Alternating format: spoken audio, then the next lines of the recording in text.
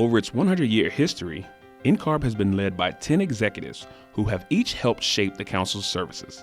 Over time, the role of the executive has evolved from a one-man administration to the strategic leader of over 100 staff members in place today. In 1919, Emory Stanford Hall helped form the organization that will become NCARB and was elected by his peers to serve as the first secretary, a position that is now more similar to the executive.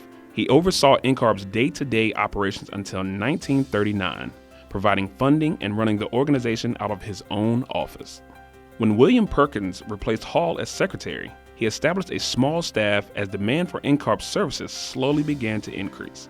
Perkins' time as executive was focused on establishing uniform standards and processes. From 1957 to 67, NCARB had 4 executives: Joe Smay, James Sadler, Charles Wood, and James Rich. Despite their short tenures, each helped lead the council through a period of turbulence and change. After a brief period of high staff turnover, Hayden Mims was hired in 1968. A retired Air Force colonel and the first non-architect to serve as executive, Mims provided NCARB with much-needed stability. For most of NCARB's history, its executives had been focused on keeping up with demand. During Mims' leadership, the organization's sustainability allowed the role of executive to evolve into a more strategic, forward-thinking position. Samuel Balin replaced Mims as executive vice president in 1979 and served until 1997. Under his leadership, the 3 E's of education, experience, and examination evolved into the national programs still in place today. I was happy to advise and get conversion of the examination to a computer, starting the IDP, starting the continuing education program with the monographs. But I think that all of that was helpful to me. It was helpful to the council. When Balin retired following the launch of the computerized exam in 1997, Lenore Lucy was hired as executive vice president. Her immediate challenge was to improve NCARB's reputation with architects, licensure candidates, and its collaterals.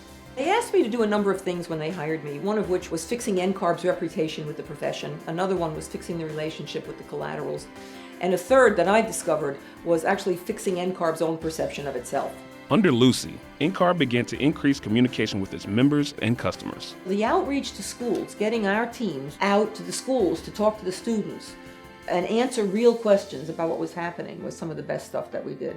In 2011, Michael Armstrong became NCARB's chief executive officer, launching the organization into a new phase of planning strategically and challenging old methods of thinking. My first impression was one of an organization that knew that its board wanted something to change, but it wasn't clear what the change was supposed to be or how it was going to happen.